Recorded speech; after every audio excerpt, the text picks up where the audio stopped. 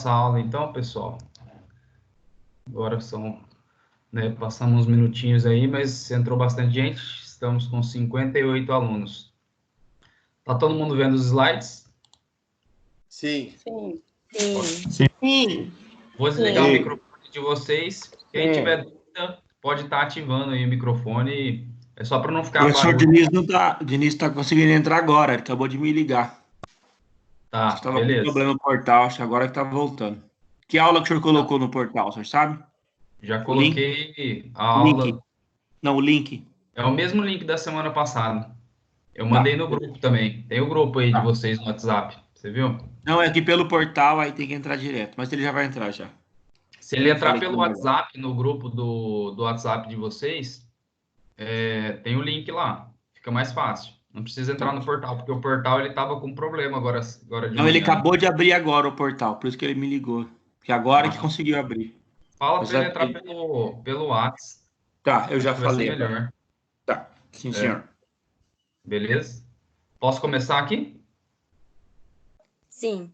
Sim. 59 Pode alunos, tocar o então barco, professor. eu vou desligar o microfone de vocês. Quem tiver dúvida, pode estar ligando aí e a gente conversa, tá? Só para não ficar ruído no fundo. Não acabo perdendo o foco aqui. Beleza? Então, a gente vai dar continuidade à nosso módulo de aves, né? Semana passada a gente falou bastante coisa. E hoje a gente vamos continuar conversando sobre algumas características importantes.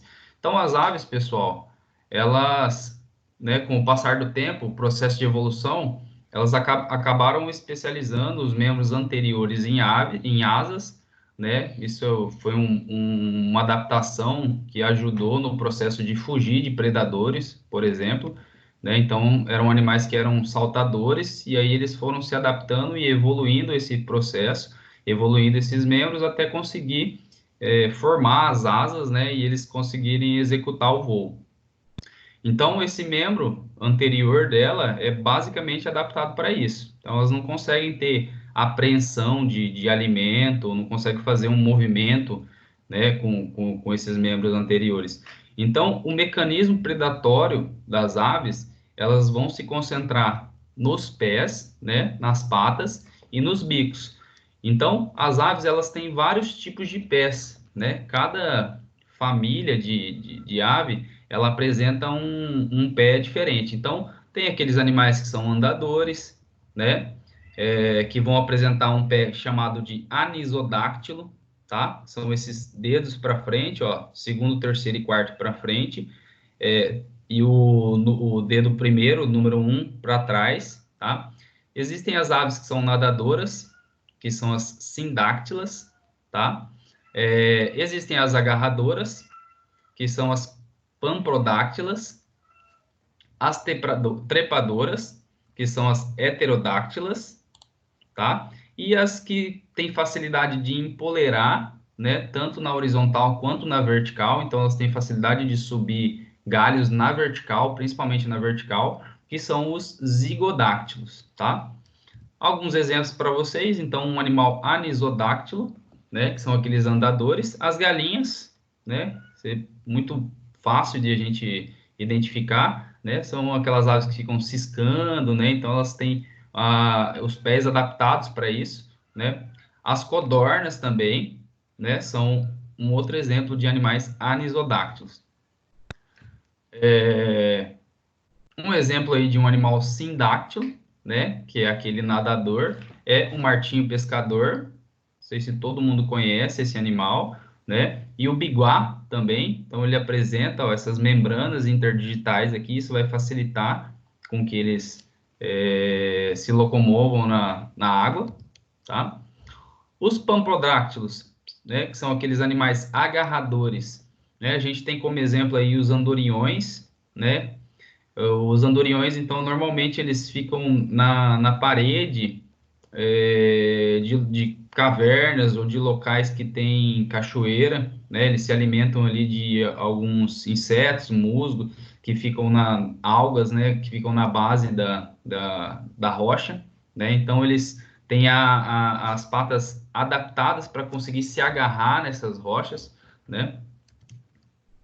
Um exemplo de animal heterodáctilo, né? Que é aquele animal trepador, né? Consegue se segurar firmemente no tronco de uma árvore. É o surucuá, né? Existem vários tipos de surucuá. A gente vai conhecer algumas famílias de aves, né? E um exemplo de zigodáctilo, né? Que é o animal empoleirador, é a arara e o tucano, né? Então, facilmente esses animais eles conseguem escalar um galho, uma árvore, um poleiro, né? Então, é um exemplo de animal zigodáctilo, tá? Com relação ao bico, eu expliquei para vocês que o bico das aves eles evoluíram de acordo com a alimentação que elas têm, né? Então, o animal que se alimenta de insetos, por exemplo, ele tem um bico adaptado para capturar aquele alimento, né?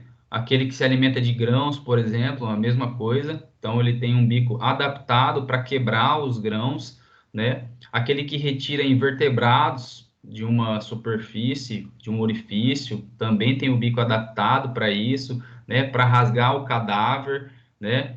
A musculatura, cortar a musculatura, no caso de aves de rapina, ou aquele que precisa se alimentar de insetos dentro de um orifício, né, da madeira, por exemplo, o caso do pica-pau, a gente vai falar um pouquinho deles mais para frente. Então, o bico de cada ave ele foi adaptado de acordo com a alimentação que ele foi procurando, né, foi buscando ao longo desse processo de evolução, tá?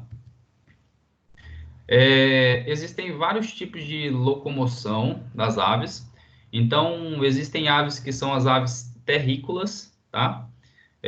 São aves que elas não têm capacidade de voo. Geralmente, essas aves, elas apresentam as pernas bem compridas, né? Bem fortes.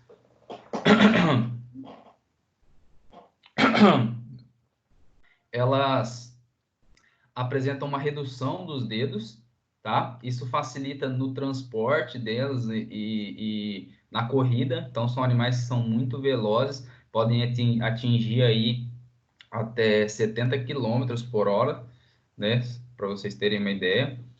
Os dedos geralmente são bem grossos e retos, e é um animal que ele apresenta o externo e a cauda bem reduzidas, né? Isso ajuda na mobilidade delas. Como exemplo de ave terrícola, a gente tem a ema, muito comum na nossa região, né? Então, quem vai para São Gabriel, Cidrolândia, Maracaju, a gente vê bastante ema nas lavouras, né? Existem também as avestruz, né? Com certeza todo mundo conhece, né? É um animal bastante utilizado para carne e a pele dela, né? O couro dela para fazer bota e etc. E existem também os emus, tá? As emas, então, elas são animais comuns na América do Sul. Elas podem chegar até 1,70 m de comprimento, né? E o peso aí de até 36 quilos. É a maior ave da América do Sul, tá? Um dado interessante é que os machos, eles que fazem a incubação e o cuidado com os filhotes, né? Enquanto as fêmeas, elas saem para se alimentar, caçar e etc., os machos, eles ficam ali no ninho, protegendo o ovo, né? E fazendo aquele processo de incubação, tá? E quando os filhotes nascem, ele acaba cuidando desses filhotes, tá? São animais que eles apresentam 3 dedos, e isso é uma das principais diferenças, né? Se a gente perguntar, professor, qual que é a diferença entre uma ema e uma avestruz, né? Além do tamanho, do peso, uma característica importante é com relação aos dedos dela. Então, as emas, elas apresentam 3 dedos, né? Enquanto os avestruz apresentam 2 dedos, tá? E esses animais, eles podem chegar até 40 anos de idade, tá? Normalmente em cativeiro eles vivem muito mais, vida livre talvez um pouco menos, justamente por conta da predação, né, dos riscos que ele corre na vida real, né, atropelamento, caça e etc. Bom, pode falar. Desculpa. Professor, me tira uma dúvida, por favor. essas espécies que são terrícolas, né? A conformação dos tipos de penas, que tem aquelas específicas para voo, elas não têm esse tipo de pena específica do voo? Elas acabam tendo, mas é bem pouco desenvolvida. Então, não acaba dando essa função de voo para elas, né? Elas vão apresentar remiges primárias e remiges secundárias, mas é bem pouco desenvolvida. Então, por elas serem um animal muito pesado também, elas não vão ter força suficiente para fazer aquela propulsão de voo. Ok, Tá? obrigada. Então, assim, elas têm essas penas, mas ela não consegue executar o voo por conta do tamanho dela, do peso, né? Por exemplo, olha a avestruz, o tamanho dela, ela é considerada aí a maior ave do mundo, né? E é um animal que pode chegar até 120 quilos, no caso do macho, né? Então, imagina um animal desse para voar, a força que ele teria que ter, né? Para conseguir levantar voo. Então, assim, muito pouco provável, né? Quase impossível um animal de 100 quilos conseguir voar, né? E aí a avestruz, pessoal, é o animal, é a maior ave do mundo, né? E aí uma curiosidade que a gente tem é que ela consegue atingir até 70 quilômetros por hora, tá? Então é um animal muito rápido mesmo, né? É um animal que é originado da África, tá? Então aqui ele é um animal exótico, lá ele é um animal silvestre e pode chegar aí até 2,70 metros. Ok? É um animal que vive até 50 anos de idade, tá? Então vive bastante esse bicho.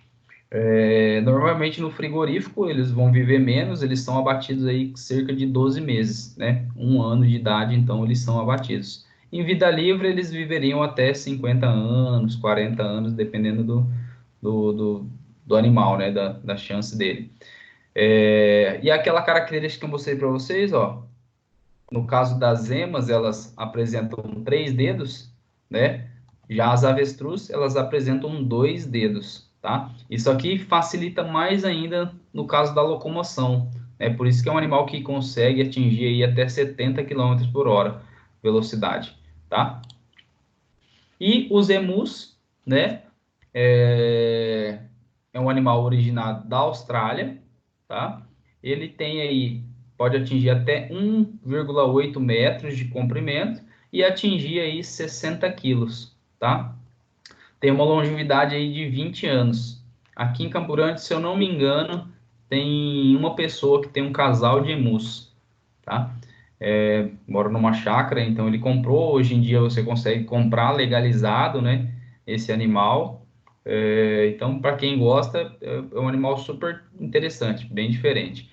E essa foto eu peguei, achei um artigo na internet que falava que em 1932, lá na Austrália, eles tiveram uma missão, o exército da Austrália teve uma missão para tentar diminuir a população de emus, que ela acaba se multiplicando muito rápido, né? Muitas vezes em um ninho de ema ou de emu, né? Ema nossa aqui, e o emu lá na Austrália, às vezes eles conseguiam chocar até 50 ovos, né, no mesmo ninho. Então, imagina, a população foi crescendo, crescendo, crescendo tanto, né, como não tinha predador para essa ave, né, os predadores maiores são os felinos, né, como estava sem predador, eles acabaram tendo que fazer uma missão para abater esses emus. Então, foi uma missão do Exército em 1932. Tem um documentário bem legal que fala disso na internet, né? E tem bastante coisa, bastante texto que mostra essa relação também. Pessoal, só um minutinho, eu vou pegar meu gato, vou colocar ele no outro quarto ali, porque ele tá miando bastante, tá tirando o foco aqui.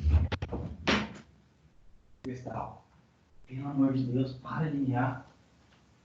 Senhor, pelo amor de Deus, coitado. Não dá pra latir. Tá carente demais. Ela acordou carente Ô, hoje, Lucas. segunda-feira. Hã? Eu não tô conseguindo ver os slides, só tô vendo vocês só. Tá barbudo, hein, bicho? Ué, mais alguém aí não tá vendo os slides? Eu só tô vendo os slides. É? Só slide Eu acho também. que- Tenta acho que é sair o e seu- voltar pra sala. Acho que é o seu, hein, Rodrigo? Pra mim tá normal também. Tá? Tenta Só tô sair, vendo você. tenta sair e Beleza. entrar de novo, tá? E Tá. aqui está configurado para aparecer os slides para vocês. O ideal é que a minha câmera ela aparece quando minha voz sai aqui. Vamos lá? Vamos continuar? Professor, Pode falar. isso daí de 1932 foi a Guerra dos Emus, né? Que a Austrália perdeu. Guerra dos Emus, exato. Que no começo foi... O governo até pagava para você matar emu. Aí depois foi o Exato, exército, não foi? exato. Pensa. Doideira. Sim. Professor, eu não lembro aonde que eu vi uma matéria sobre você falou da reprodução desses animais, mas eu acho que não lembro se é a ema que ela bota um ovo fora do ninho para Aham. depois ela quebrar esse ovo para juntar insetos para o filhote comer. Isso é verdade? Nunca ouvi falar disso, William, mas Eu vi em parece algum lugar e não lembro. uma estratégia inteligente. Não duvido, não. Foi um dos artigos, se não me engano, que o senhor mandou, tinha isso mesmo. Sim, Que eu lembro que eu vi em algum deixa lugar, de mas não lembro. para servir de alimento para os filhotes, depois as larvas que sentam, né? Ah, que legal. Isso mesmo. Massa. Muito legal. É um bicho extremamente inteligente, né? Você vai para Cidrolândia ali, você vê muita ema, cara. Esses dias eu vi, se eu não me engano, tinha umas 9 emas, assim. Então, é um bicho, eu acho muito legal mesmo. E é um bicho, assim, querendo ou não, ele é um pouco agressivo, né? O pessoal fala que ele dá um coice para frente ali, que é bem, acaba machucando mesmo. Professor, Fala. quantos dedos tem os emus aqui? Porque a sua foto fica bem na frente da foto, eu não consigo ver. Os emus têm 3. 3 também? É, 3. As Obrigada. emas e os emus têm 3. Os avestruz têm 2. Ok? Ó, avestruz, 2. Emas, 3. E emus, 3. Minha câmera está na frente da foto? Então tá. Vamos lá. Então, animais terrícolas, emas, avestruz e emus, tá? Existem outras aves, que são aves saltatoriais, a gente está falando de modos de locomoção, né? Então, as aves saltatoriais são aquelas que têm capacidade de saltar. Normalmente são aves arborícolas, e as que mais se enquadram nesse circuito aqui de aves saltatoriais são os passeriformes, tá? Então, os passeriformes são todas aquelas aves menores, pequenininhas, né? Para a gente entender um pouquinho dos passeriformes, são um dos maiores grupos de aves, né, que representam aí cerca de 59% do total de aves, né? Lembrando que o passeriforme ele é uma ave, mas nem toda ave é um passeriforme, tá? Então, quando eu vejo, por exemplo, uma arara, um tucano, uma garça, e eu falo, nossa, olha aquele pássaro, eu automaticamente estou falando errado. Por quê? Porque não é um pássaro, é uma ave. A gente tem que se dirigir a esses animais como ave, né? E passeriforme, ele é um grupo distinto, né? Muito fácil de identificar, porque os passeriformes são aqueles menorzinhos, né? As menores aves que a gente conhece, né? Como exemplo, a gente tem aí, sei lá, açaí andorinha, sabiá laranjeira, curió, canário da terra, canário belga. Então, essas aves bem pequenininhas, que está muito comum no nosso dia a dia, né? Pardal, por exemplo, são todos passeriformes, tá? É muito comum as pessoas terem esses animais em casa, né? Em gaiolas, infelizmente, mas o pessoal gosta bastante desses animais, justamente por conta do canto, né? Então, assim, tem pessoas que pagam aí caríssimo, né? Tem um colega que ele tem um cliente que ele tem aves que custam 7, 8 mil reais e ele fala que essas aves são baratas, né? Que existem aves aí de 25, 30 mil reais que o pessoal acaba levando para os campeonatos, para participar do campeonato de canto, né? E quem é o órgão responsável pelo canto nessas aves? Eu mostrei para vocês quando a gente falou de anatomia do sistema respiratório, né, na aula passada. Então, o órgão responsável pelo canto nessas aves é a siringe, tá? Então, eles têm essa siringe bem desenvolvida, que é isso que faz com que eles tenham aquele canto maravilhoso, né?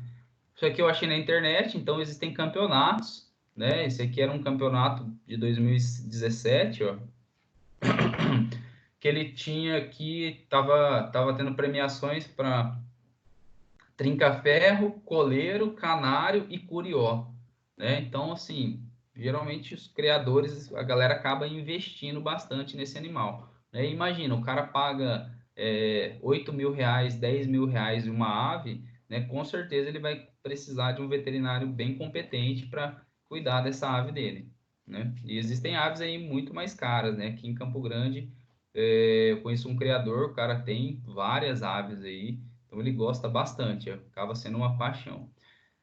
Uma coisa muito comum que acontece nessas aves, né, é o cisto de pena, né? Então o cisto de pena, ele é uma massa bem parecida, né? Ele tem algumas fotos aqui para ilustrar com esse conteúdo aqui. Então, quando a gente não conhece muito, a gente até imagina que é um tumor, né? E pode ser também. A gente não pode afirmar que o animal, quando aparece na nossa clínica com uma massa dessa aqui, que não é um tumor. Por isso a gente tem que fazer uma citologia, né? Citologia é aquele exame onde eu venho com a agulha, faço a punção daquele material, coloco aquele conteúdo numa lâmina e levo para o laboratório para ele identificar quais são os tipos de célula que tem naquele material, né? E aí ele consegue me dizer se é um tecido inflamatório, se é uma neoplasia, que tipo de neoplasia que é, né? Então é muito comum. O pus das aves, ele não é líquido igual aos mamíferos, né? Então ele forma uma pasta, né? Uma massa, a gente pode dizer, e que é muito semelhante a isso, que é isso na real, né? Que é o cásio, chamado de cásio. Então, é importante vocês lembrarem que o pus das aves, ele forma essa massa e ele é chamado de caseoso, tá? E aí, para fazer o tratamento disso aqui, é a retirada desse folículo afetado. Então, é um folículo, imagina um folículo de pena, que ele acabou inflamando, né? E começou a acumular pus, acumular pus, acumular pus, e foi aumentando de tamanho, formando esse cásio, e o tratamento é bem simples. Eu vou fazer a retirada desse cásio, né? Então, às vezes eu faço dependendo do tamanho desse cásio e do animal, né? Lembrando que a contenção, eu tenho que prestar atenção para o animal não morrer na minha mão, que é um animal extremamente estressado, né? Posso fazer uma sedação leve, né? Posso talvez fazer uma lidocaína, uma anestesia local, né? Em volta para não causar dor ao animal, não estressar. E eu faço a incisão e pressiono, né? Aperto esse caso, que ele acaba saindo bem redondinho, uma massinha, tá? Então ele é bem firme mesmo, não é purulento, não é líquido igual o pus dos mamíferos, tá? Continuando a falar de locomoção das aves, existe um outro grupo que são as escaladoras, né? Ou empoleradoras, né? Então são animais que eles têm facilidade para subir em galhos verticais, né? Um exemplo muito fácil disso são os papagaios, né? Araras, papagaios, né? Eles sobem facilmente galhos verticais, horizontais, se locomovem muito fácil, né? Em poleiros, né? E eles conseguem fazer isso graças ao tipo de pés que eles apresentam, que são pés zigodáctilos, né? Onde eles apresentam o primeiro e o quarto dedo virado para trás, tá? E o segundo e o terceiro dedo virado para frente. Então, isso dá um apoio bem legal para ele conseguir apoiar na superfície e subir, descer, né? Para tudo que é lado dentro do puleiro ou da árvore que ele se encontra, ok? Existem os nadadores, né? Os nadadores, eles apresentam membranas interdigitais, né? No caso do biguá, ou do marreco, do pato, né? Então, lembrando que eles têm pés que são chamados de sindáctilos, tá? E esses animais, por viverem na água, né, eles apresentam uma glândula uropigial ou uropigiana bem desenvolvida, né? E vocês fizeram o trabalho, vocês sabem qual é a função da glândula uropigial, que é a impermeabilização das penas, né? Além disso, eles apresentam aí uma plumagem muito mais densa do que as aves em geral, outras aves, né? E isso faz com que eles tenham uma flutuabilidade muito boa na água, né? Então eles acaba facilitando esse processo de se manter na superfície da água, né? E sem contar que as plumas deles, né, que são aquelas menores penas, né? Eu falei isso na primeira aula para vocês, as plumas, filoplumas, né, as penugens, elas são bem mais desenvolvidas nesses animais, né? Então, principalmente no período frio, elas acabam trabalhando bem assim como isolante térmico, né? Então eles conseguem se manter na água mesmo em períodos muito frios, né? No inverno, por exemplo. Existem outro tipo de aves que são chamadas paludícolas, né? Aves paludícolas, então, são aquelas aves que elas conseguem se movimentar em sedimentos, né? Então, são aves que elas apresentam aí os membros posteriores bem longos, né? Bem compridos. E elas conseguem andar na água, né? Na lama, no lodo, né? Como exemplo, a gente tem aí os tuiuius, né? Os flamingos, as garças. Então, todas essas são aves paludícolas, ok? Com relação à contenção das aves, é muito importante que vocês estejam afiados, né? Porque a ave é um animal muito sensível e ela tem um metabolismo muito acelerado, né? Fora isso, vocês lembram do sistema respiratório dela como que é? Então, elas apresentam aqueles sacos aéreos, né, que estão presentes aqui na cavidade celomática dela. Então, dependendo de como eu faço essa contenção física, eu posso estar fazendo com que o animal não tenha troca gasosa, não faça troca gasosa, e aí corro o risco desse animal morrer na minha mão. Então, tenho que prestar atenção nisso e liberar sempre, né, sempre que eu for conter ela, lembrar de conter a cabeça e as patas, né, que são os mecanismos de defesa que elas podem utilizar, né? Lembrar de não comprimir a cavidade celomática aqui, né? Para não correr o risco de estar acontecendo algum óbito, coisas do tipo. Bom, a gente vai falar um pouco sobre administração de medicação, tá? Então é importante a gente saber sobre esses pontos. Então existem alguns locais que a gente pode estar aplicando ou coletando material, né, para rodar um exame, né? Então a gente pode estar utilizando como via de administração a via intramuscular, a intravenosa e a intraóssea, tá? Então, quando eu precisar fazer uma aplicação intramuscular, normalmente eu vou escolher o músculo peitoral. Olha o tamanho desse músculo, então é o maior músculo que as aves elas apresentam, né? É um músculo muito grande, por quê? Porque é o músculo responsável pelo voo, né? Então, automaticamente ela acaba sendo um músculo super desenvolvido. Isso é bom, né? Por quê? Porque se eu preciso fazer uma aplicação intramuscular, eu tenho um músculo muito grande ali, né? Que é muito difícil eu errar, né? Numa aplicação. Então, os músculos peitorais, eles representam em cerca de 20% do peso da ave, né? E ele é um parâmetro bem legal para eu estar avaliando score corporal, né? Então, no meio do músculo aqui, né? No meio da ave, tem uma ossatura que ela passa, que é chamada de quilha da carina, tá? Ela passa bem no meio aqui, dividindo o músculo peitoral direito e o músculo peitoral esquerdo, tá? Então, através dessa quilha da carina, junto com os ossos, eu consigo avaliar o score corporal da ave, né? Então, o ideal é que o músculo ele fique bem rente à quilha da carina. Você sinta, assim, pouca coisa, né? Na palpação, quando você estiver fazendo o exame físico, a gente vai sentir a quilha da carina, assim, ela bem rente ao músculo, né? Numa mesma linha. Se eu estou sentindo muita quilha da carina e o músculo está bem atrofiado, então esse animal ele está muito magro, né? E Isso é importante a gente saber. Por quê? Porque o score corporal, ele mostra como que está o estado de saúde desse animal. Se ele está bem, se ele está se alimentando, se ele está conseguindo metabolizar o nutriente, né? E o contrário também, se eu sinto aquele músculo muito grande e eu não consigo sentir a quilha da carina, esse animal ele pode estar obeso. O animal obeso também não é um animal saudável. Então a gente tem que manter esse nível equilibrado, tá? Então é uma forma de a gente avaliar o score corporal desses animais, através da quilha da carina e palpação dos músculos peitorais, tá?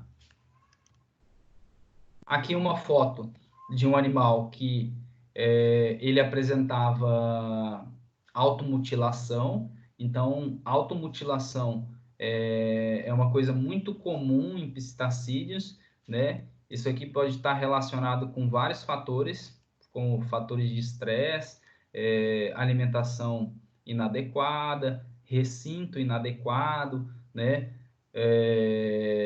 Carência, né? Depressão. Por incrível que pareça, esses animais eles sentem isso. Então é muito comum, por exemplo, a pessoa tem o papagaio há 20 anos e aí ela tem uma relação muito boa com o papagaio, de conversar, etc e tal. De repente essa pessoa ela tem filho, né? E ela para de dar atenção para esse papagaio e dá atenção só para um filho ou para um outro animal da casa.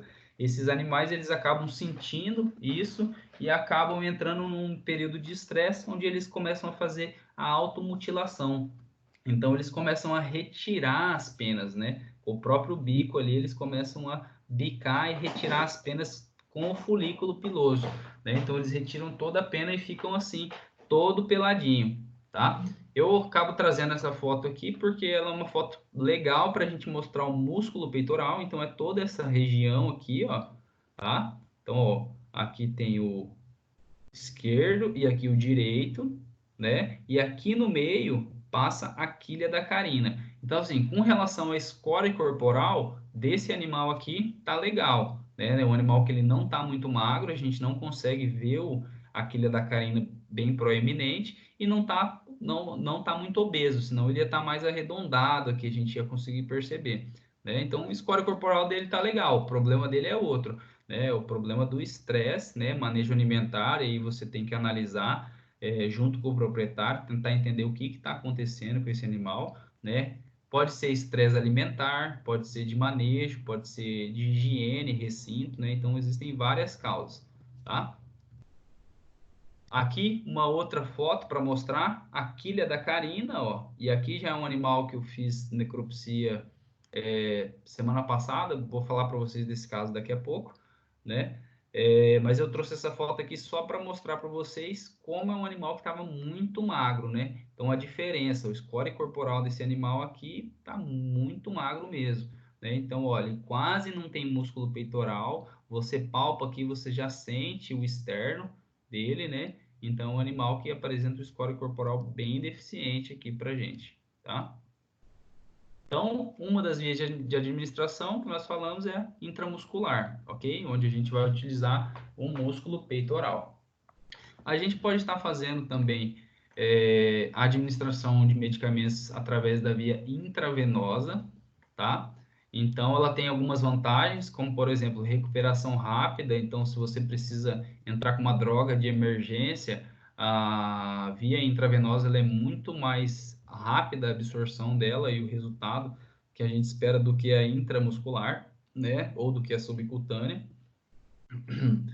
E como desvantagem, né, ela tem como limitações aí as veias serem de calibre muito pequeno, então ela é muito frágil, né? Então qualquer movimento inadequado que você faz, rapidamente você pode romper essa veia, estourar ela, né? Então a gente tem que prestar atenção nisso. Como opção de via intravenosa, a gente tem aí a jugular, né? Então aqui, ó, a jugular ela é não só a jugular, mas as veias das aves, elas são bem visíveis por conta da pele delas ser bem transparente, né? Então, se a gente faz ou uma tricotomia ou passa um álcool mesmo, né? Umedece essas penas e abre elas, facilmente a gente consegue observar, né? Essas aves. E aí, observar a veia, né? E aí a gente funciona ali, faz o garrote, mesmo esquema de pequenos animais, e consegue pulsionar a veia, tá? Geralmente a gente vai utilizar uma seringa de insulina com a agulha 13 por 4,5, que é aquela agulha bem pequenininha, né? E evitar movimento muito brusco, né? Como é um vaso que você consegue visualizar bem, você entra ali na direção dele, você vê, ó, por essa foto a gente consegue ver que ele só colocou a pontinha da agulha, essa é aquela agulha de insulina, né? Aquela bem pequenininha. Então ele introduziu só a ponta da agulha e começou a puxar aqui e já vem o volume que você precisa, tá? Então uma opção é a veia jugular. Ela é bem fácil, a literatura fala pra gente que a direita é mais calibrosa do que a esquerda, né? Então é uma opção aí que a gente pode estar tentando funcionar. Se eu não conseguir na direita, vou na esquerda, faço a mesma coisa, abro lá, faço uma sepsia, né? Umedeço bem com álcool e aí afasto as penas e as penugens que tem ali e consigo visualizar o vaso, faço o garrote, funciona o vaso, ok?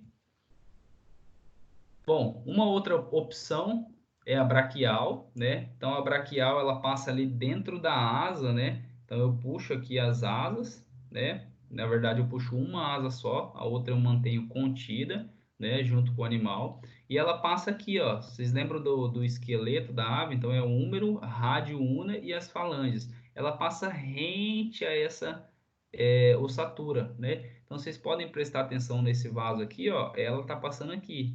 É esse canal mais escuro aqui, né? Esse é o vaso, ó, ele vem por aqui, ó, tá? Então aqui seria o húmero e aqui o rádio una. Bem nessa direção da rádio do rádio da una, ela é bem mais calibrosa do que aqui no húmero, tá? E geralmente aqui nessa curvatura aqui na curvatura do cotovelo, né? Então ela fica bem calibrosa ali.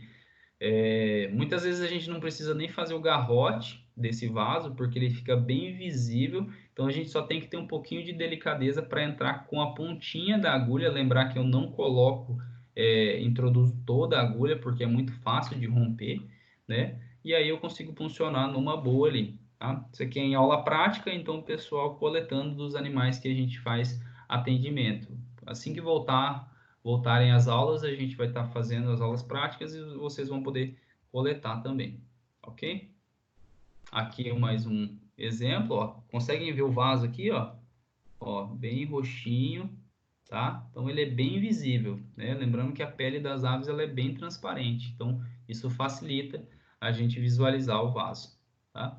E outra opção que a gente tem é lá na pata, né? Então é chamado de veia metatársica média, tá? Então ela tem literatura que chama de tibiotarso também, veia tibiotarso, né? Então lá na pata da ave a gente não consegue visualizar esse vaso, né? Por conta das escamas que estão ali presentes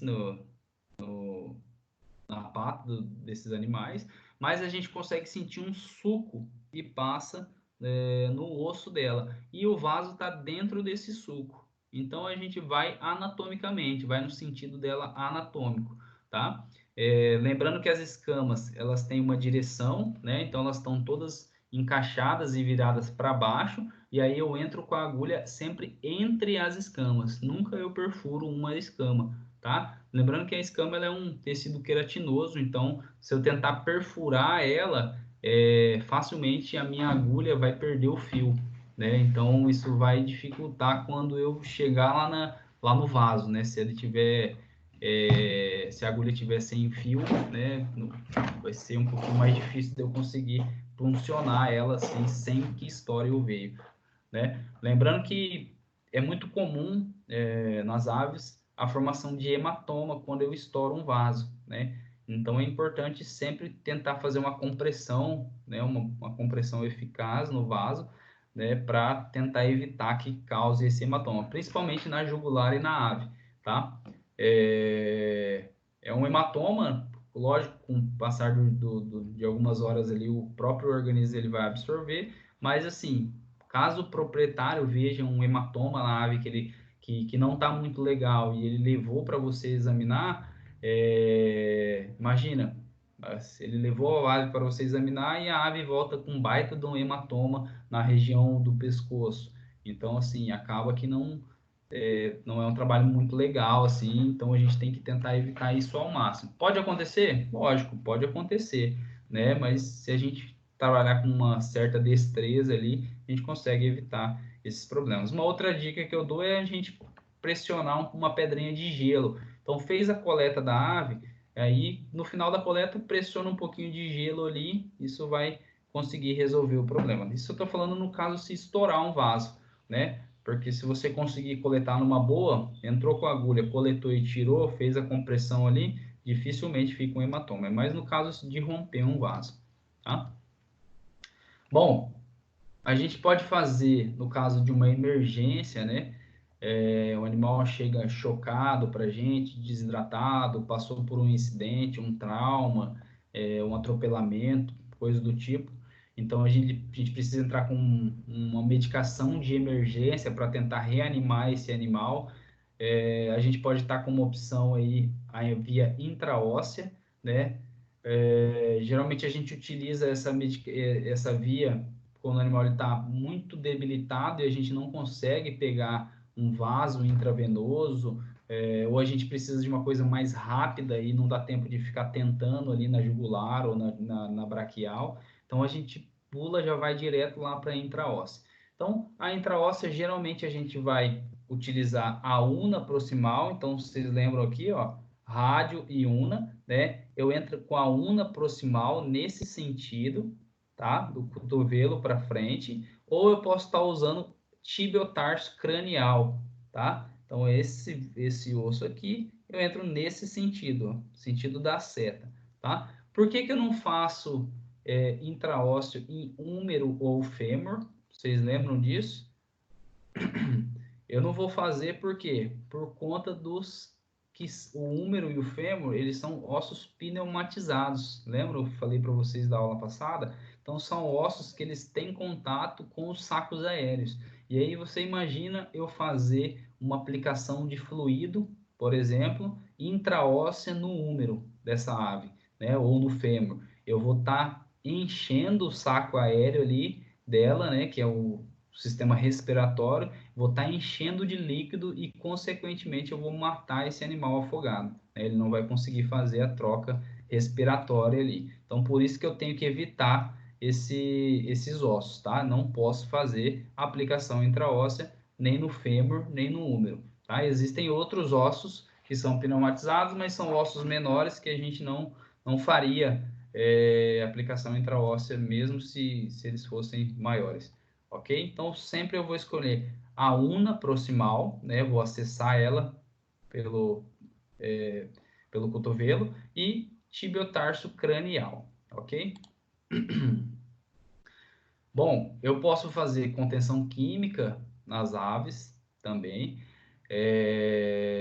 Então, anestésicos inalatórios, eles têm várias vantagens, né? Se a gente lembrar aqui que o metabolismo da ave ele é muito rápido, né? Batimento cardíaco dela chega aí a 200 batimentos por minuto.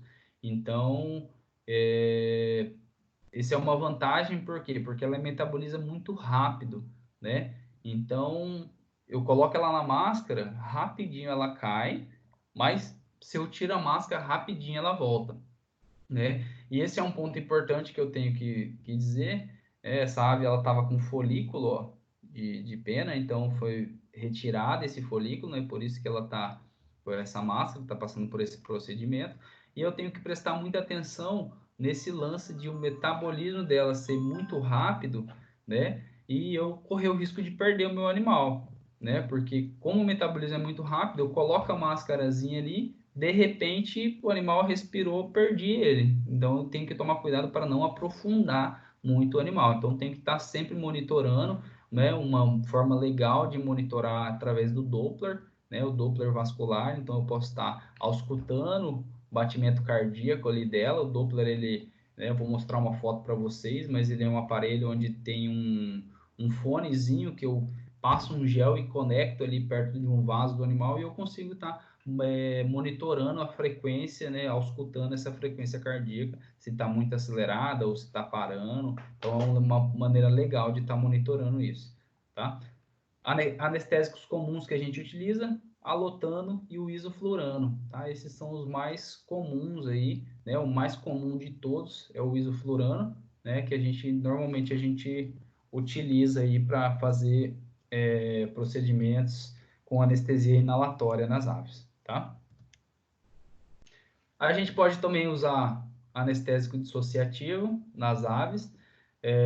Então, o mais conhecido, que a gente mais trabalha, é a ketamina. Todo mundo conhece a ketamina, então ela é um anestésico dissociativo, né? Então, ela dissocia o córtex cerebral da medula. Então, por isso que a gente não sente dor, que o animal não sente dor quando a gente utiliza. Não sente dor, não. Ele sente, ela não tem analgesia, mas ele perde essa dissociação, então não consegue associar, né? Lembrando que a ketamina ela vai produzir aí uma sedação, uma analgesia e imobilidade do animal, mas ela não produz relaxamento muscular. Ao contrário disso, ela produz, na verdade, o aumento do tônus muscular. Então, eu nunca posso usar a ketamina sozinha, tá? Eu sempre utilizo a ketamina associada a um alfa-2 agonista, né? Que é o que vai trazer o relaxamento muscular, né? Como exemplo de alfa-2 agonista, eu tenho aí a xilazina, que é uma medicação que dá para usar, mas ela não é uma droga tão segura, então tem que tomar cuidado com isso, né? Posso usar a detomidina, posso usar a medetomidina. A medetomidina é uma droga excelente, né? Mas é uma droga importada, é difícil a gente encontrar ela no Brasil, né? Então eu posso estar usando esse conjugado aí de ketamina com um alfa-2 agonista, né? Sempre eu vou fazer o cálculo, vou pesar esse animal, vou tentar ver qual que é a dosagem certinha, né? Que eu vou usar, e uma coisa importante é eu estar sempre monitorando esse animal, tá? Para não correr o risco de perder o bicho.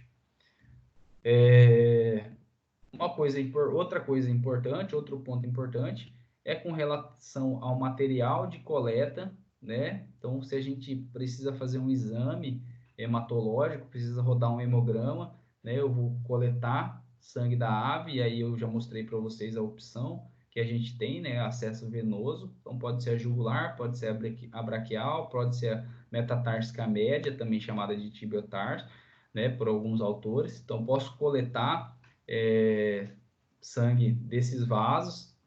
E aí é importante lembrar que o ideal, né, existem vários trabalhos que falam sobre isso, e aí o ideal é que eu colete sangue, e se eu preciso rodar um hemograma, eu tenho que colocar ele num frasco onde tenha anticoagulante, né? E o melhor anticoagulante para exame de sangue de aves, não só de aves como de répteis também, é a heparina, tá?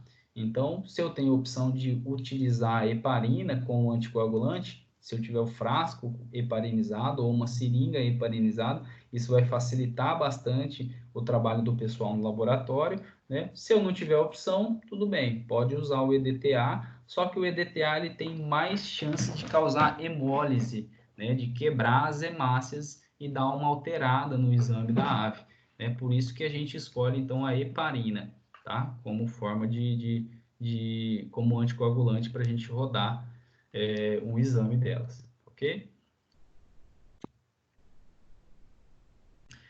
Uma outra coisa importante é que a gente deve sempre estar realizando um exame coproparasitológico, tá? Então, é importante a gente estar coletando das aves esse material, né? Então, geralmente, se eu quero coletar, eu estou com um recinto aqui onde eu tenho 10 papagaios, 10 aves minhas. Então, eu quero coletar um exame corpoparasitológico, o que eu faço? Eu vou lá embaixo dos puleiros, forro uma lona e deixo aquela lona, uma lona limpa, né? Deixo aquela lona lá de um dia para o outro. No outro dia eu vou lá e aí vou com um coletor de fezes, pego essas fezes, coloco no coletor e mando para o laboratório para fazer o exame corpoparasitológico, ok?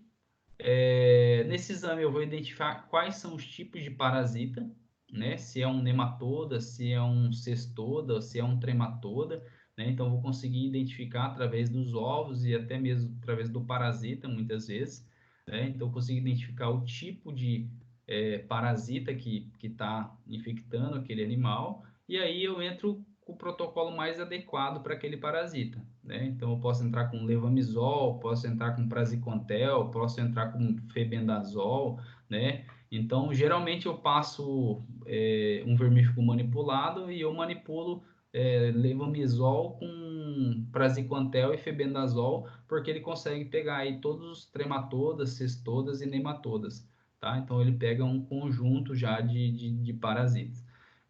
Se o animal ele dá positivo, é importante que eu faça o tratamento do animal, mas não só do animal, tenho que tratar o recinto também, né? Porque às vezes eu manipulo a medicação para todas essas aves, né? Mas esqueço de tratar o recinto. Quando passar o efeito dessa medicação, facilmente ele vai se contaminar de novo por conta do recinto, tá? Com aqueles animais, com aqueles parasitas, né? Então eu tenho que lembrar disso. Deu positivo, faço o tratamento do animal e faço o tratamento do recinto também, né? Então, posso jogar cal na grama, posso flambar, né, com a vassoura de fogo. Então, tem várias formas que eu posso estar realizando aí para diminuir esses parasitas, ok? Bom, as aves, pessoal, elas são suscetíveis igual como os mamíferos, né, os seres humanos, são suscetíveis a vários agentes virais, bacterianos, fúngicos, parasitários, né? E elas têm uma característica que é comum dos animais exóticos e dos animais silvestres, que é o quê? Eles não manifestarem sinais clínicos, né? Então, quando você começa a perceber um sinal clínico numa ave, você pode ter certeza que tem muitos dias que ela já está mal e você só conseguiu perceber agora, né? Por quê? Porque ela tenta camuflar isso. Então, ela tenta camuflar o estado de saúde dela. Então, se ela está mal, ela disfarça, ela finge que ela está bem, principalmente quando a gente chega perto dela, por quê? Para ela não passar aquele sinal de fragilidade. Isso é um mecanismo de evolução deles, um mecanismo de proteção que eles acabaram desenvolvendo, né? Então, eles acabaram desenvolvendo isso para quê? Para o predador, quando eles viviam lá nas matas, na natureza, eles não ter facilidade para predar, porque aí elas transpareciam e estar saudáveis, né? E quando o predador vinha, elas fingiam muito bem que tá tudo ok. Não, tá tudo ok, tô bem aqui e fugi. Então, assim, quando o animal ele apresenta um sinal clínico, ele já tá mal, já tem alguns dias. Então, por isso é importante a gente estar sempre observando esses animais, né? Você como proprietário, ou a gente indicar para o proprietário, tá sempre observando essas aves, né? Todo momento tá, ó, presta atenção nessas aves, qual que é o comportamento normal dela. Por quê? Porque quando ela mudar o comportamento, você consegue identificar, né, o mais rápido possível e já tentar especular, tentar descobrir o que está acontecendo com esse animal, tá? Então, é importante a gente pensar nisso. Animais exóticos e animais silvestres, eles camuflam os sinais clínicos, tá? É um mecanismo de proteção que eles têm ali para tentar se manter estável ali sem que um predador possa chegar perto, ok? Então, essa é a importância de a gente observar a ave, tá? Então, observar ela dentro do recinto onde ela vive, né?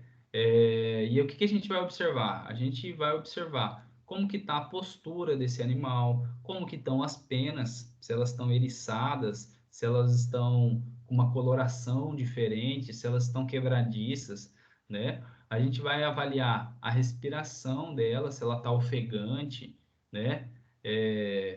A posição das asas, se a asa está caída, se ela está encurvada, a cabeça está baixa, se a cauda está baixa, né? Se o animal ele está no fundo da gaiola e não consegue empoleirar. Então, esses são pontos que eu vou observar e normalmente eu vou observar durante a anamnese, né? Trazendo isso para a clínica, quando o proprietário for levar um animal para você examinar, você vai observar o animal enquanto está conversando com o proprietário, enquanto está fazendo uma anamnese, né? A anamnese é onde a gente faz a entrevista com o proprietário, e é um ponto super importante da consulta, né? Um dos mais importantes, porque é onde você vai tirar toda a informação que você puder daquela ave, né? Então, geralmente numa anamnese a gente vai perguntar como que é o comportamento dessa ave normalmente, se ela tem contato com outras aves, como que é o viveiro que ela vive, né? Se a higiene com relação a higiênico, se ele limpa,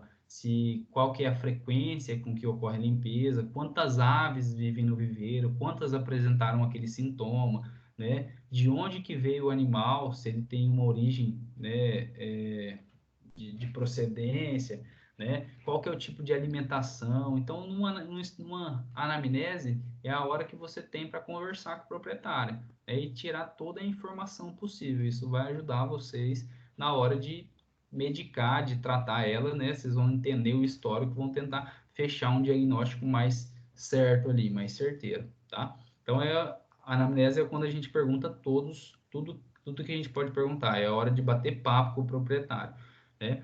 Muita gente diz que entra na veterinária porque não gosta muito de seres humanos e preferem trabalhar com os animais, mas isso acaba sendo um erro, né? Porque a gente, maioria das vezes, vai acabar lidando com o proprietário, e isso é uma coisa que talvez deveria ter uma disciplina no nosso curso de como, né, tratar o proprietário, como ter essa aproximação, né? Como que a gente pode fazer para ter uma ligação legal com o nosso proprietário. É importante a gente saber se comunicar, né? É importante a gente saber conversar com o proprietário, para a gente tirar todas as informações e ter um bate-papo bem amigável ali, até para você conservar o seu cliente, né? Hoje é difícil a gente conseguir um cliente, e quando o cliente vem até nós, é importante que a gente seja amigável a ponto dele, numa próxima ocasião, voltar, né? E não só voltar quando o animal estiver mal, voltar para fazer um check-up, voltar para fazer um exame de rotina, né? Então é importante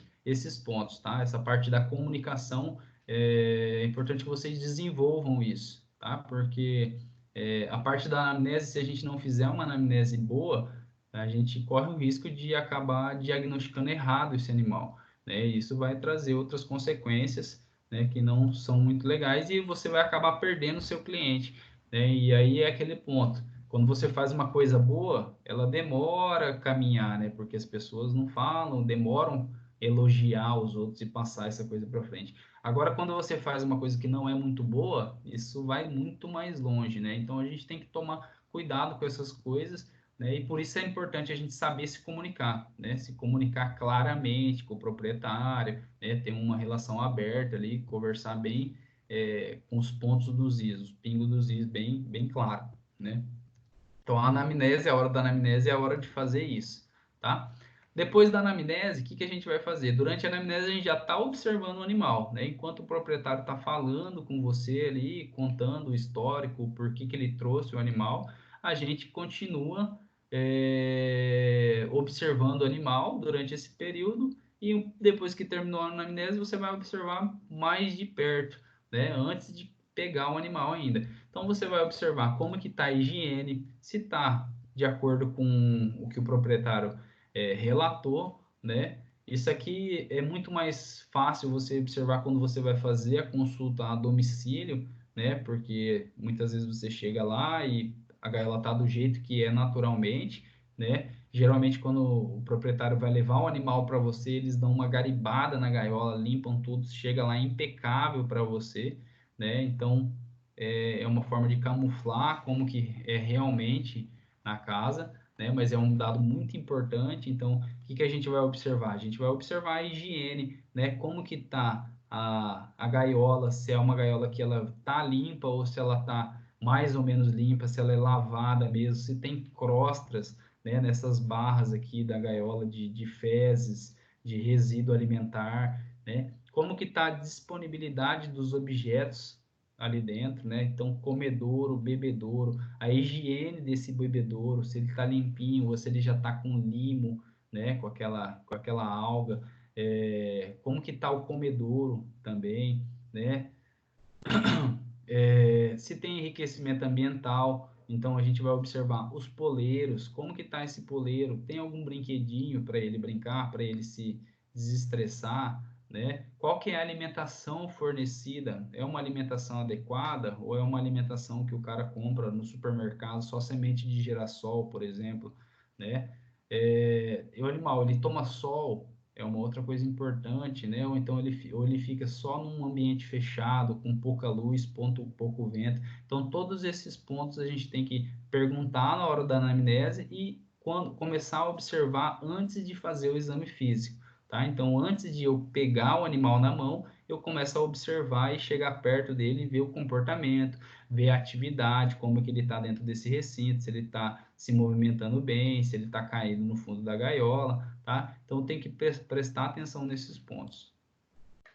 E aí, depois disso, eu passo para o exame físico, né? Então, depois de fazer a anamnese, de observar o recinto, de conversar bastante com o proprietário, é a hora que eu vou pegar o animal na mão para fazer o exame físico, né? Então, no exame físico, vocês vão lembrar da aula de semiologia, né? Então, a gente vai observar tudo do animal, né? A gente vai examinar todas as partes do animal, né? Fazer uma avaliação bem certinha ali, bem minuciosa, né? E observar bem todos os pontos, né? Então, uma coisa que é importante a gente observar, no caso das aves, são todos os orifícios naturais, né? Então, as narinas, ó, que elas vão se diferenciar nas várias famílias, né? Mas todas vão apresentar esse orifício, todas vão apresentar narinas, então a gente vai observar, ver se não está obstruído, né? Ver se não tem alguma secreção, ver se não tem parasita, ver se não tem alguma anormalidade, né? Então a gente observa a narina, observa o ouvido, ó, né? Então o ouvido ele fica escondido embaixo das penas, então a gente tem que fazer a contenção, saber fazer uma contenção adequada e conseguir observar o ouvido. Então, esses animais eles podem apresentar, por exemplo, uma otite, né? Isso é comum, né? Em algumas aves. Então, eles podem estar apresentando isso e eles apresentam um sinal bem característico, que é manter a cabeça virada de lado, né? Então, muita gente acha que é problema neurológico, às vezes o proprietário vem relatando que é um problema neurológico, e às vezes é uma otite, que você facilmente consegue tratar, né? A gente consegue observar também, a gente precisa observar a cavidade oral, né? Então, a gente precisa abrir essa cavidade oral, abrir o bico dela ali, para tentar observar como que está o palato dela, né? Observar se não tem placas aderidas ali no céu da boca, no palato, no fundo da cavidade oral, ver se não tem lesão, ver se não tem sangramento, né? Então, importante a gente avaliar, existem várias doenças que mostram sinais clínicos dentro da cavidade oral, né? Candidíase é uma, por exemplo, então ela começa a ter o agregamento de placas ali dentro do palato, né? Então, é importante a gente conseguir identificar esses pontos para tentar fazer um diagnóstico, antes de coletar um exame. Então, é importante eu fazer essa avaliação da cavidade oral, tá? Vejo se tem secreção, né? Tanto nos orifícios como em qualquer outra parte do corpo. Avalio score corporal, lembra que eu falei para vocês do músculo peitoral. Avalio as asas, as penas. Geralmente eu, né? Quando vou examinar uma ave, eu começo da cabeça, né? Então eu venho ali a parte da cabeça, dos olhos, avalio mucosa, né? Ocular, aí passo para os ouvidos, vejo se está tudo ok, venho para o bico, avalio as narinas, né? Se tem secreção, obstrução, dou uma avaliada no bico, como que está esse bico, se ele está ressecado, se ele está com crescimento anormal, né? O desgaste anormal. Aí eu vou para a cavidade oral, dou uma olhada na cavidade oral, vejo se tem alguma alteração, e aí eu vou descendo, né? Avalio o pescoço, venho palpando, papo o inglúvio, vejo se está tudo ok, se o animal se alimentou, pergunto para o proprietário se ele se alimentou naquele dia ou não, como que está o apetite.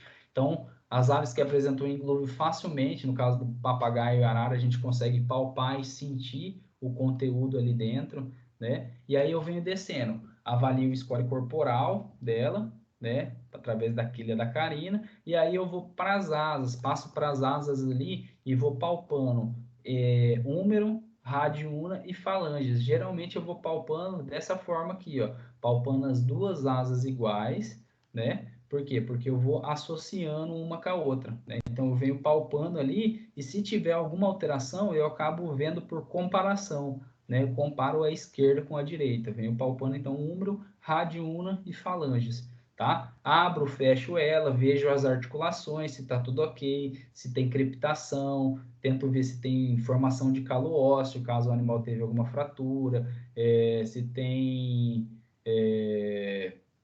alguma fratura, né? Se tem edema, hematoma, então eu venho palpando dessa forma. Palpei, tá tudo ok, eu passo ali para o abdômen, né? Para cavidade celomática, venho palpando a cavidade celomática para ver se eu consigo sentir alguma massa, né? Algum órgão inadequado, aumento de algum órgão ali interno, né? E tendo tudo ok, eu passo para os membros, né? Então, membro posterior, então flexiono ele, dou uma olhada ali na patela, dou uma olhada nos ossos do membro posterior, dou uma olhada nas garras, nas unhas, nas patas, e por último eu vou na cloaca, onde eu observo o orifício e acabo fazendo, aferindo a temperatura dela, tá? Então esse é o roteiro que eu já tenho automático na minha cabeça, né? Que eu começo da cabeça e termino lá na cloaca, o exame físico dela, tá?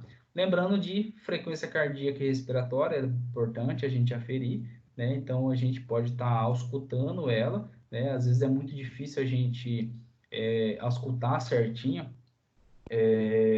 porque o batimento é muito rápido, então a gente muitas vezes não consegue contar, mas a gente consegue ver se tem algum sopro, uma arritmia, né? Se tem algum ruído diferente, né? Coisas do tipo.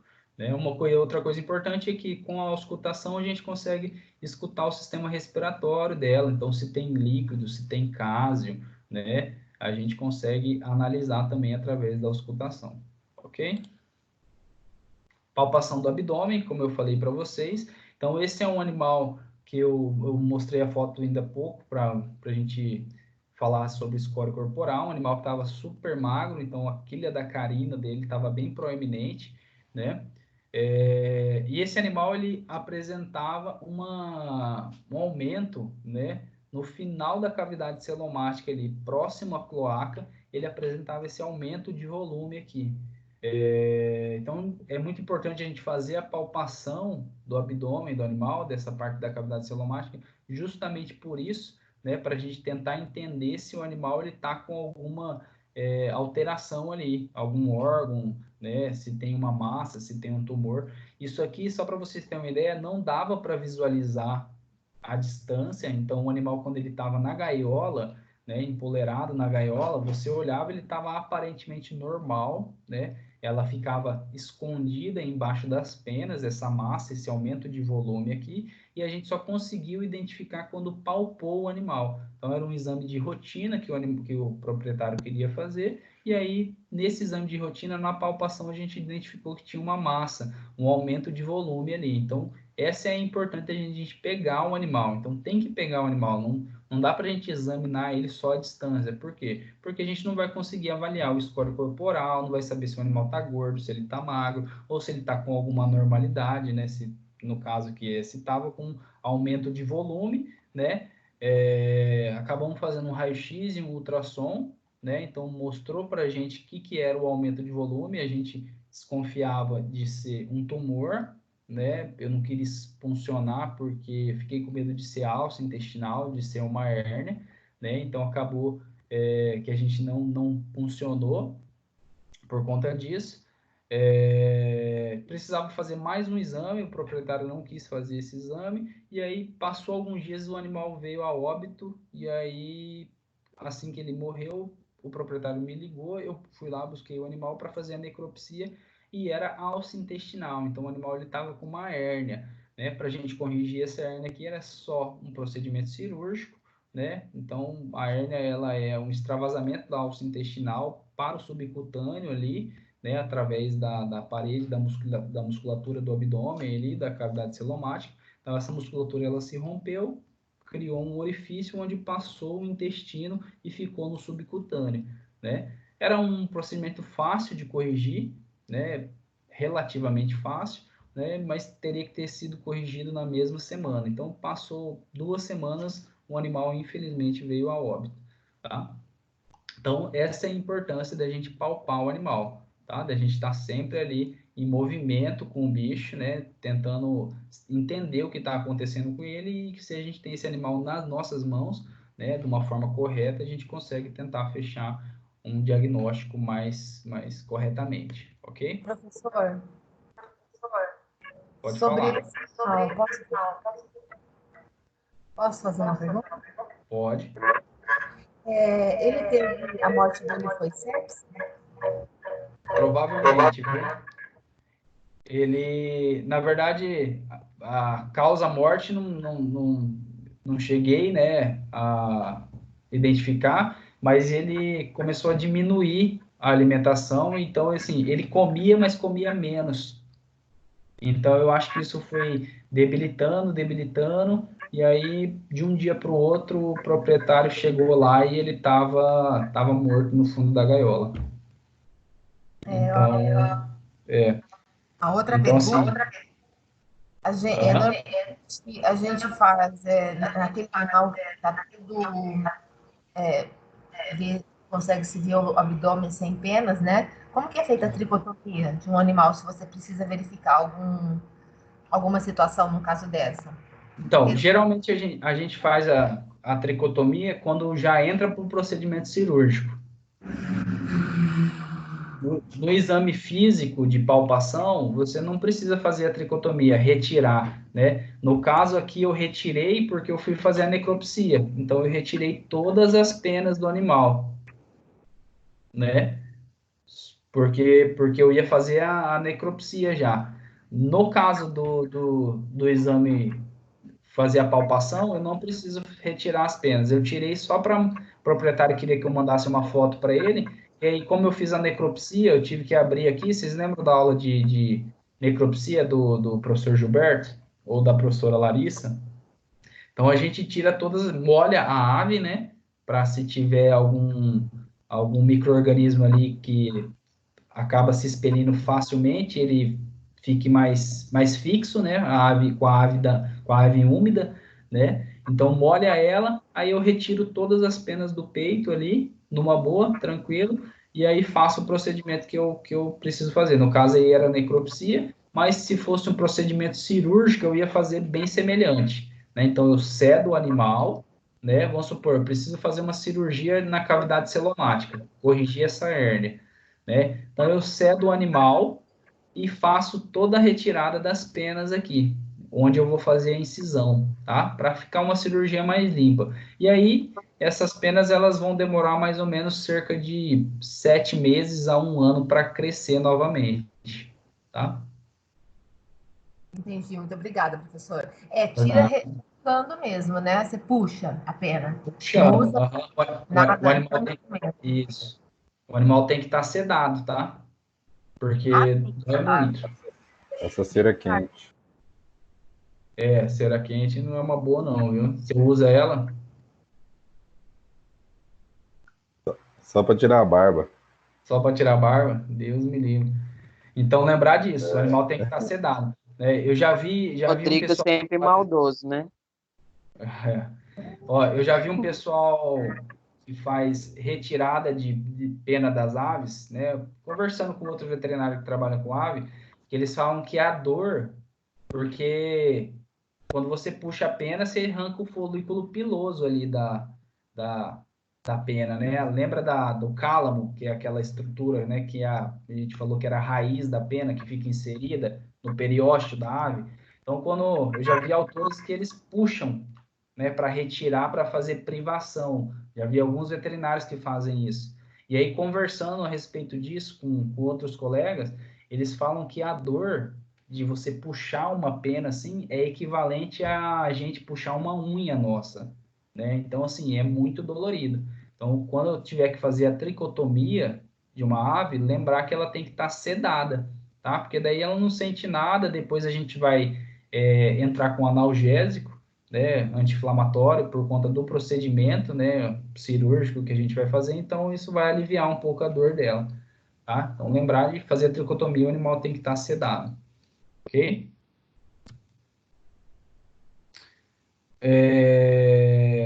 Isso aqui eu já falei para vocês com relação aos exames complementares, né? Então, a gente for coletar sangue, a gente utiliza a heparina, né? Melhor anticoagulante. Se não tiver e só tiver com EDTA, aqui em Campo Grande a gente está com um problema com relação à heparina, não estou conseguindo a heparina, então os exames que eu estou mandando para o laboratório, eu estou mandando no EDTA mesmo. Então, assim, o que eu posso fazer? É mandar o mais rápido possível. Por quê? Para diminuir a chance de hemólise, né? Quanto mais demorar o sangue para eu mandar para o laboratório, mais hemólise vai ocorrer e aí, consequentemente, vai alterar o meu exame, né? Então, tem que prestar atenção nisso. Então, aqui, por exemplo, em Campo Grande, eu não estou conseguindo heparina, meus exames que eu mando das aves, eu já mando na mesma hora. Então, vou lá, coletei e já mando no mesmo momento para o laboratório para ele rodar o mais rápido possível e a gente diminuir as chances de hemólise, ok?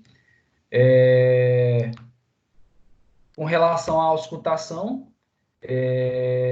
a auscultação que eu falei para vocês, ela é super difícil a gente auscultar, né? Por quê? Porque o metabolismo dela é muito rápido e a frequência cardíaca dela é super acelerada, né? Imagina 200 batimentos por minuto e o animal está tranquilo. Quando ele está estressado, chega até 400 batimentos por minuto. Então, dificilmente a gente consegue contar, mas a gente consegue avaliar o sistema respiratório, a gente consegue avaliar se está tendo uma arritmia, se está tendo algum ruído diferente, né? Tanto no sistema respiratório quanto no sistema cardíaco, tá? Então, isso é uma coisa que auxilia bastante esse lance da auscultação, tá? A gente tem que estar praticando isso.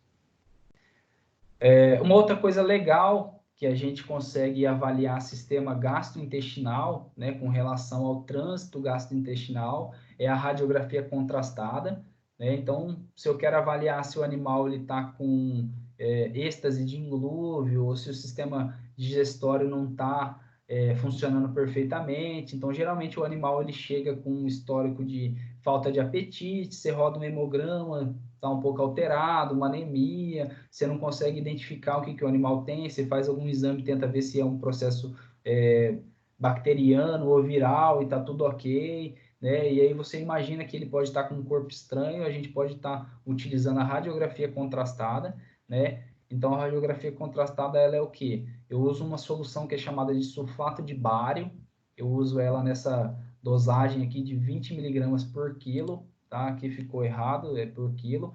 E aí eu administro isso diretamente no inglúvio, tá? Então, eu utilizo uma sonda, eu tenho que tomar cuidado com essa sonda, de preferência que ela seja uma sonda rígida, né?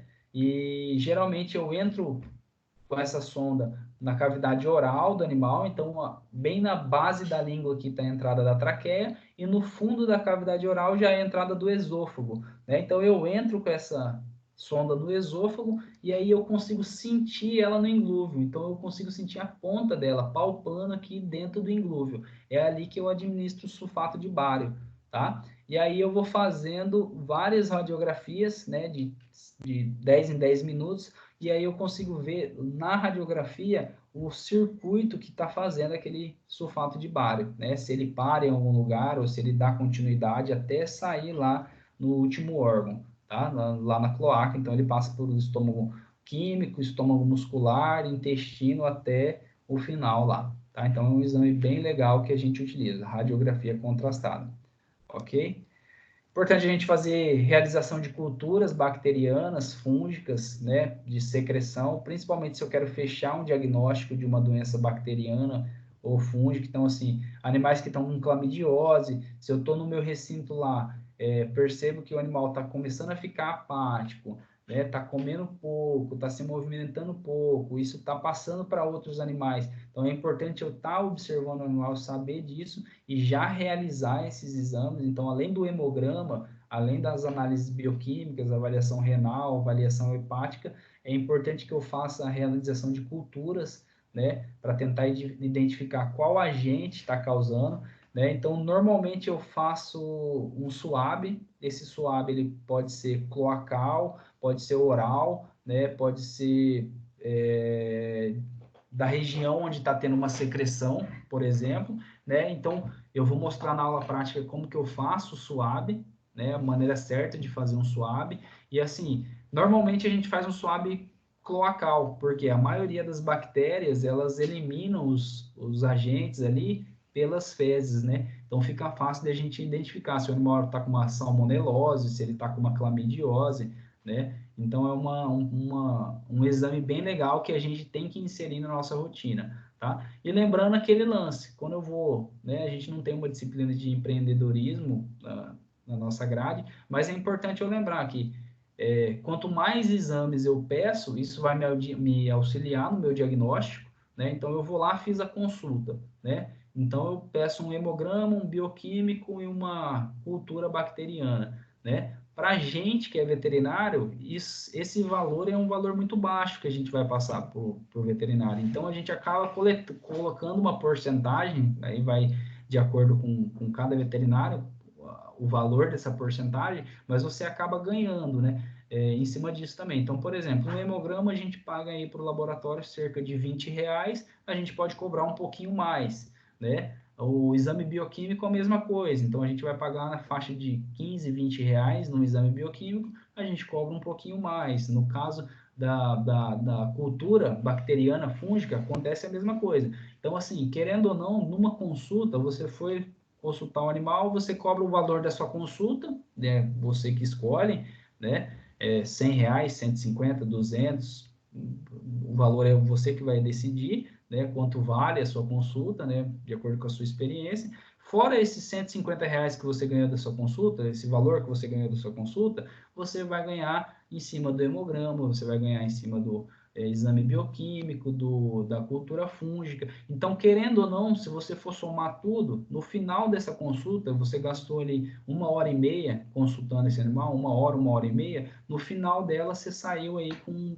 né, só consulta mais os exames, R$200 no bolso, você vai pagar ali, sei lá, R$80 em todos os exames para o laboratório, você acabou ganhando em 1h R$120, R$130, né? Isso é relativo de acordo com o seu valor, o seu preço, mas eu estou só passando a ideia para vocês de como a veterinária ela é uma coisa boa, a gente consegue trabalhar e consegue se manter numa boa se a gente consegue manter a nossa cartela de clientes, né? Consegue ter uma relação boa com o nosso cliente, ter uma casuística boa, né? Uma rotina boa. Então, assim, são formas que a gente consegue, que eu passo para vocês irem pensando, né, de formas como conseguir se manter no mercado que hoje está super competitivo, né? E isso eu falo para vocês não só para quem vai trabalhar com exóticos e silvestres, para quem vai trabalhar com pequenos animais ou vai trabalhar com grandes animais é a mesma coisa, né? Então a gente pensar nesse sentido que, pô, vou lá, eu tenho que aumentar a minha cartela de clientes. Às vezes isso demora um tempo, demora 1 ano, 2 anos, 3 anos para você ter uma cartela boa de clientes,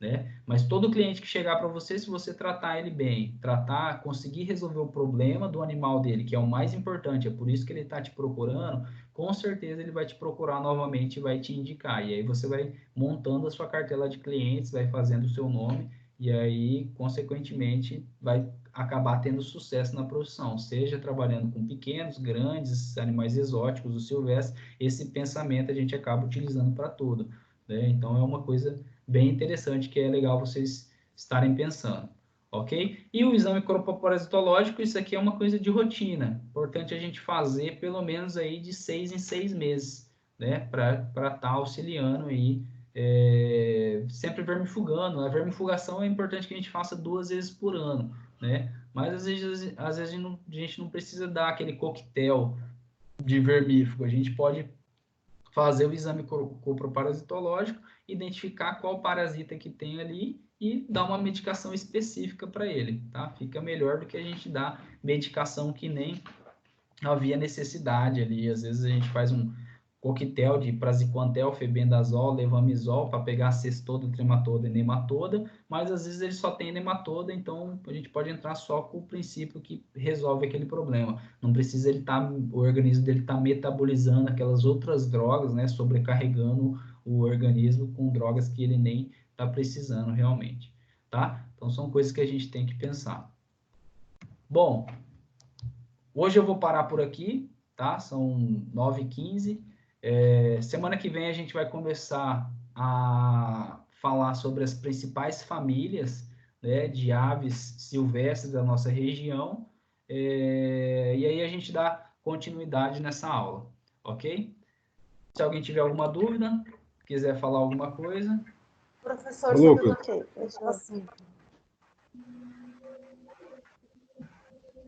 Oi, professor. Oi? Tudo bom? Pode falar. Sobre o quê? Protocolo de vacina das aves.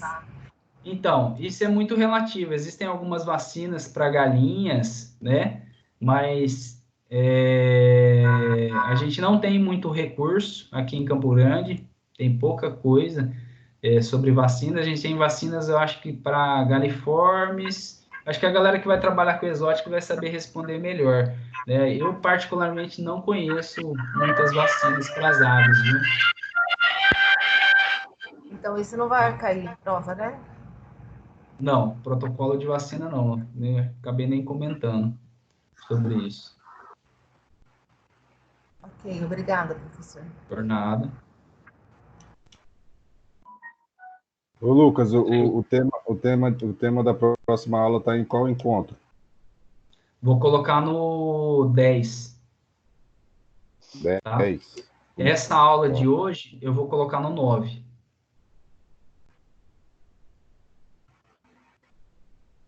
Beleza. Vou disponibilizar para vocês lá o PDF, tá? Dessa aula de hoje. E aí, na aula da semana que vem, eu coloco no 10 lá. E a gente dá Professor, Falar. a nota parcial sua vai ser o trabalho que foi enviado, mais aquele da Urupijan? Isso, aham. Eu vou passar mais algum trabalho para vocês, tá? Vou dar uma pensada aqui. Vou passar uma atividade. Estou pensando em passar uma atividade para vocês, para ajudar Sim, vocês beleza. a estudar com esse material que eu estou disponibilizando. Aí eu vou pensar numa atividade e aviso vocês no grupo e deixo no portal lá. De repente eu faço um questionário. Eu vou pensar aqui, vou dar uma pensada, mas eu vou passar mais uma atividade para complementar essa. Tá? Por enquanto a gente tem só o trabalho da glândula uropigiana e o seminário de vocês. Tá? Então vou passar mais um só para complementar.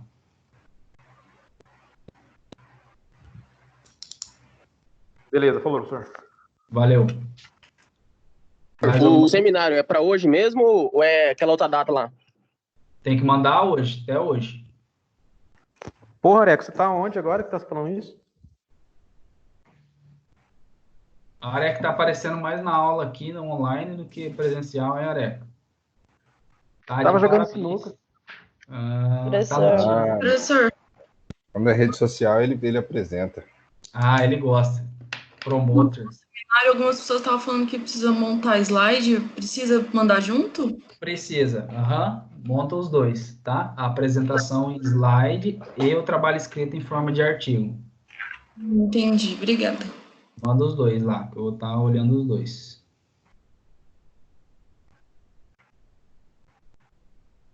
Tá certo, Ok. então, professor. Tenha um ótimo certo. dia. Ótima semana para vocês. Daqui a Igualmente. pouco a gente volta para as aulas presenciais. Beleza. Tchau, tchau. Fechou? Um abraço. Até mais. Tchau. Falou.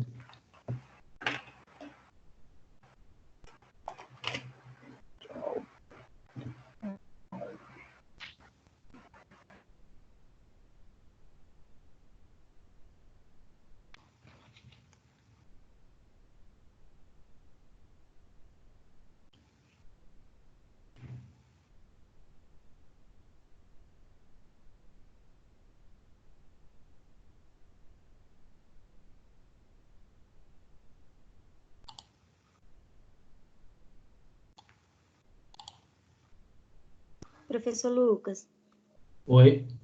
não esquece de parar a gravação, tá? Vou parar agora aqui, ó. Obrigada, tchau. Por nada.